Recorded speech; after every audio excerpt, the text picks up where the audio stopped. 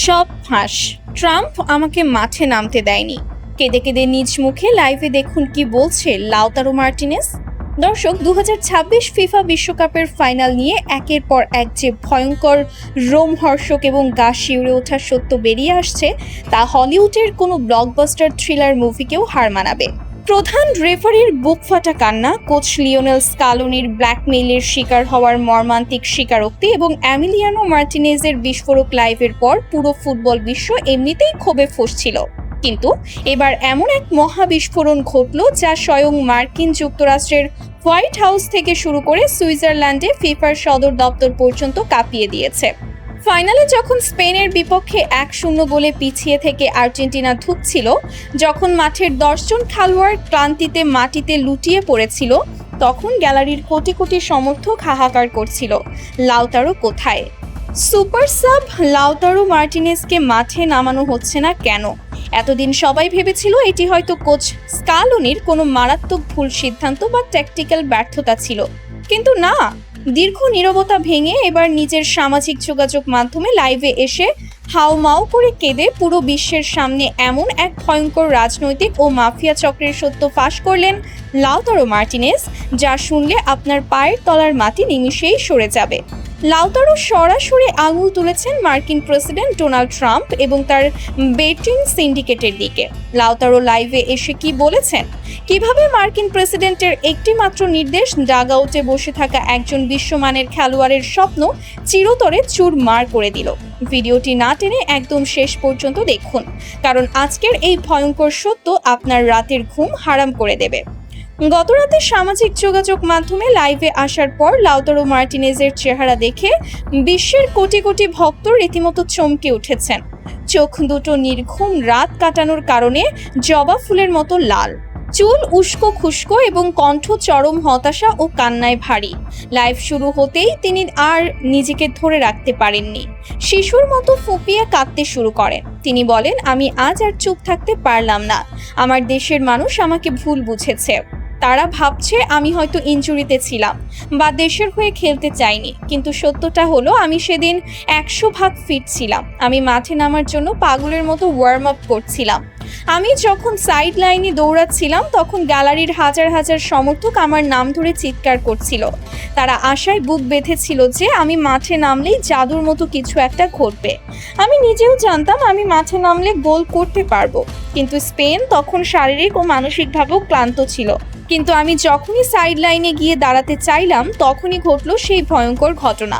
Lautaro চোখের পানি মুছতে মুছতে বলেন, ম্যাচের তখন 80 মিনিট পার হয়ে গেছে। স্কালোনি আমাকে ইশারা দিলেন রেডি হওয়ার জন্য। আমি জার্সি ঠিক করে মাঠে নামার অপেক্ষায়।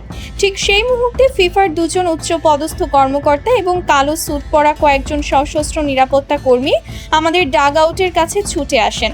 তারা কোচ স্কালোনির কানে ফিসফিস করে কিছু একটা বলেন এবং আমার দিকে আঙুল তুলে ইশারা করেন। এরপর স্কালোনির চেহারা মুহূর্তের মধ্যে ফ্যাকাশে হয়ে যায়। তিনি আমার কাছে এসে মাথা নিচু করে বলেন, লাউতারো, তুমি ট্রাউজার পরে নাও, তুমি আজ মাঠে নামতে পারবে না। আমি অবাক হয়ে জানতে চাইলাম কেন। স্কালোনি শুধু কাঁপা কাঁপা গলায় বললেন, ওপর মহলের অত্যন্ত কড়া নির্দেশ। স্বয়ং ভিআইপি বক্স থেকে প্রেসিডেন্ট ডোনাল্ড ট্রাম্পের নির্দেশ এসেছে তোমাকে মাঠে না নামানোর জন্য। তুমি নামলে আমাদের সবার জীবনের বিপদ হবে। দর্শক, লাউতারো মার্টিনেজের এই কথার পর পুরো বিশ্ব যেন স্তব্ধ হয়ে গেছে। ডোনাল্ড ট্রাম্প কেন লাউতারোকে মাঠে নামতে দেবেন না? রাজনৈতিক বিশ্লেষক এবং আন্তর্জাতিক ক্রীড়া সাংবাদিকদের মতে এর পেছনে রয়েছে ট্রাম্প এবং ফিফা সভাপতি জিয়ান্নি ইনফান্তিনোর এক ভয়ঙ্কর গোপন আঁতাত।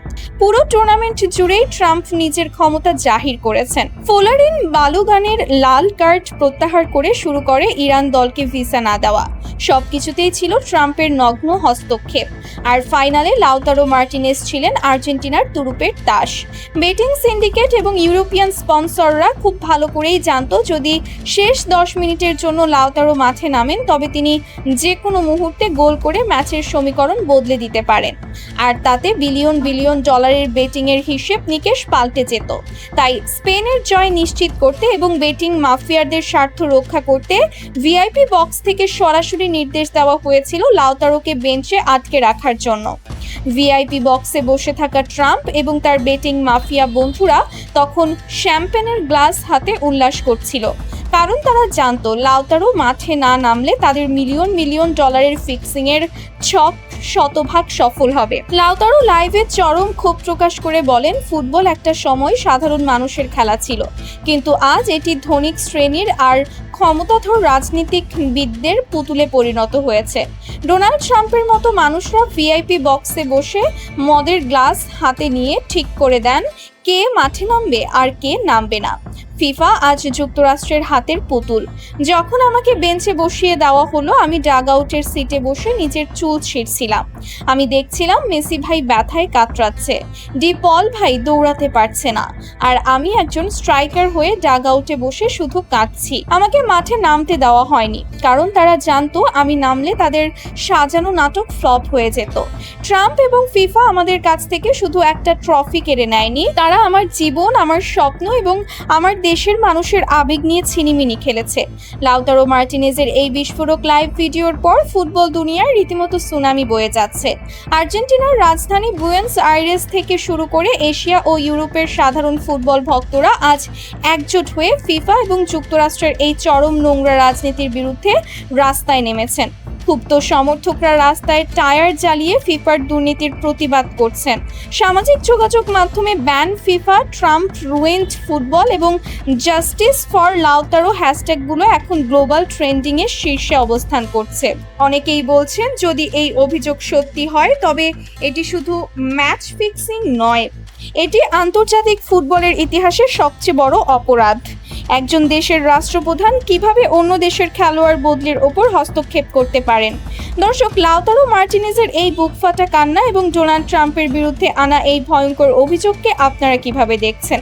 আপনার কি মনে হয়, সত্যি কি ট্রাম্পের রাজনৈতিক ও ব্যবসায়িক নির্দেশে লাউতারোকে মাঠে নামতে দেওয়া হয়নি? ফুটবল কি আজ পুরোপুরি ক্ষমতা, কালো টাকা আর রাজনীতির কাছে জিম্মি হয়ে গেছে? এই ন্যাক্কারজনক ঘটনার পর ফিফার সভাপতি ইনফান্তিনোর কি অবিলম্বে পদত্যাগ করা উচিত নয়? আপনাদের অত্যন্ত সুচিন্তিত, আবেগপূর্ণ এবং বিশ্লেষণমূলক মতামতটি অবশ্যই নিচে কমেন্ট বক্সে লিখে জানাবেন। আপনাদের প্রতিটি মন্তব্য আমাদের কাছে অত্যন্ত মূল্যবান। ভিডিওটি ভালো লাগলে একটি লাইক দিন এবং আন্তর্জাতিক ফুটবল রাজনীতির পেছনের এমন সব চাঞ্চল্যকর ও হাড়হিম করা খবর সবার আগে পেতে আমাদের চ্যানেলটি সাবস্ক্রাইব করে পাশে থাকা বেল আইকনটি বাজিয়ে রাখুন। সত্যের পক্ষে থাকুন, ন্যায়ের সাথে থাকুন। আল্লাহ হাফেজ।